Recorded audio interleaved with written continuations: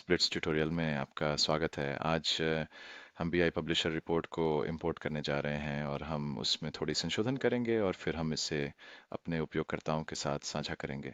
ठीक है, मुझे बस इसे बंद करने दीजिए। ब्लिट्स रिपोर्ट्स सभी जिम्मेदारियों पर है, तो अगर आप एक डेवलपर हैं तो आपके पास विकास मोड है। अगर आप एक उपयोगकर्ता हैं तो जाहिर है कि आप केवल रिपोर्ट चला सकते हैं।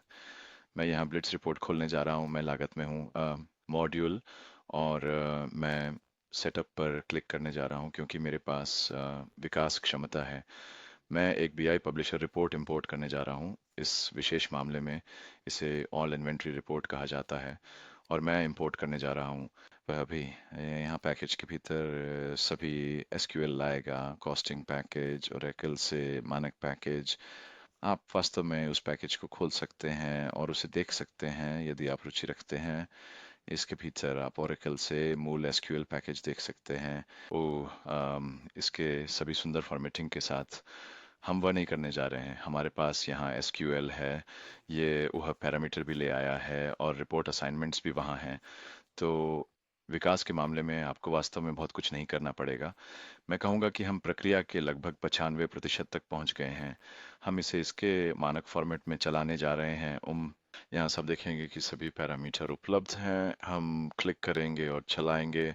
और ये आउटपुट को समवर्ती प्रबंधक के माध्यम से एक्सेल में भेजेगा। ये है रिपोर्ट और एकल वाली के बहुत समान है।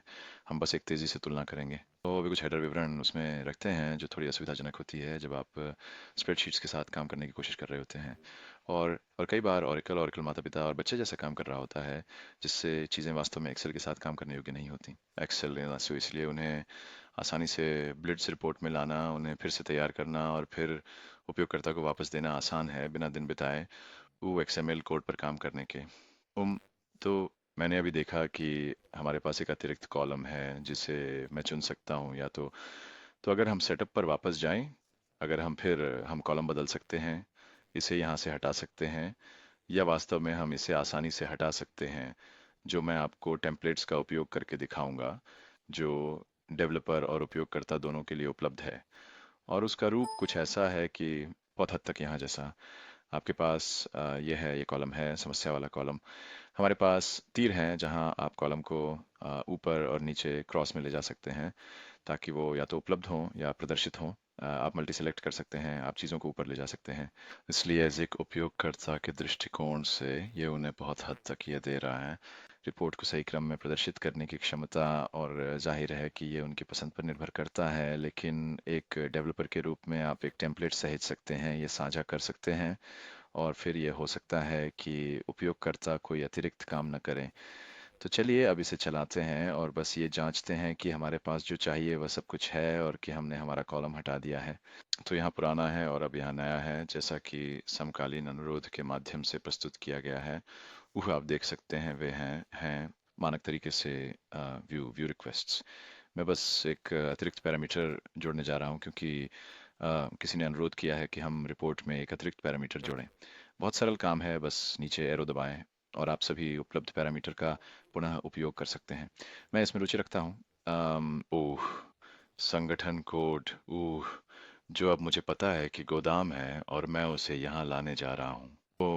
एंकर पॉइंट में टैप करें और मैं इसे बदल कर संगठन से मिलाने जा रहा हूँ। और फिर रिकॉर्ड को सहेजें। तो यही सब आपको करना था एक पैरामीटर के लिए। सब कुछ बहुत सरल है। जैसा कि मैंने कहा, आप अपना खुद का बना सकते हैं या आप अन्य सभी ब्लिट्स रिपोर्ट से मौजूदा का पुनः उपयोग कर सकते हैं।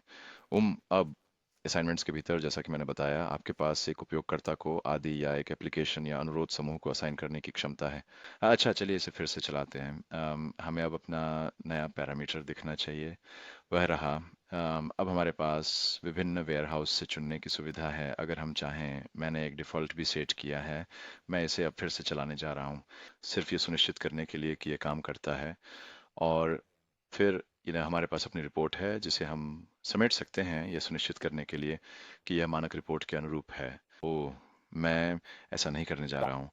मैं इस बिंदु पर वापस जा रहा हूँ और मैं आपको कुछ और दिखाने जा रहा हूँ।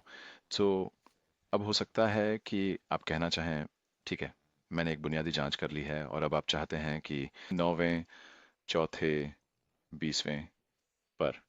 तो ये आपका संस्करण नियंत्रण है। अब ये हो सकता है कि ठीक है, आप चाहते हैं कि उह ऐसे दूसरे वातावरण में डालें, तो वास्तव में हम इसे निर्यात करेंगे। हम इसे रिपोर्ट XML के रूप में निर्यात कर सकते हैं और यह आपके स्थानीय डाउनलोड निर्देशिका में जाएगा या जहां भी आपने इसे सेट किया है वहां जाएगा। मैं दूसरे तरीके को बंद कर दूंगा। और इसलिए विकास का सार ये है, मैं सो अगर हम उस रिपोर्ट को अपने नए वातावरण में लाना चाहते हैं, तो मान लीजिए हमने इसे सिस्टम इंटीग्रेशन टेस्ट या UAT में हस्तांतरित किया, तो आप यहाँ आएंगे और इंपोर्ट करेंगे। ठीक है, ये पूछेगा आप क्या इंपोर्ट करने जा रहे हैं, और आप कहेंगे खैर ये XML है, और फिर मुझे अपनी फाइल का चयन करना होगा जिसे मैं ब्राउज करके अपने डाउनलोड से ढूंढूंगा, और फिर बस उसे सबमिट कर दें। प्रक्रिया फिर ब्लिट्ज रिपोर्ट के नए संस्करण को शामिल कर लेगी, और वहाँ हमारे लिए है। तो हमें जो किया उसे संक्षेप में दोहराने के लिए, पहला कदम है कि आपको स्पष्ट रूप से ब्लिट्ज रिपोर्ट इंस्टॉल करनी होगी। दूसरा कदम है कि हमने मानक BI पब्लिशर रिपोर्ट आयात की है ना। तीसरा कदम, हमने परीक्षण किया, ये सुनिश्चित किया कि ये ठीक से चल रहा है। 4, हमने एक पैरामीटर जोड़ा है। और फिर 5, हमने कुछ संस्करण नियंत्रण किया और फिर इसे विभिन्न वातावरणों के बीच साझा किया। और यह सब खैर 10 मिनट से भी कम में हो गया।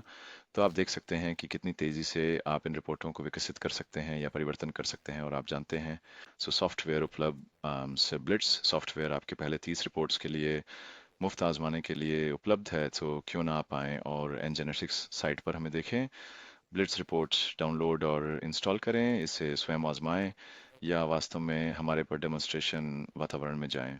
हमारे स्थानीय होम पेज पर हमारे पास हमारे संसाधन ब्लॉग चैनल पर कई ब्लॉग हैं, और हमारे पास YouTube चैनल भी है जहां इस वीडियो को संग्रहित किया जाएगा। ठीक है, बस इतना ही आज के लिए। आपके समय के लिए धन्यवाद और मेरी तरफ से अलविदा।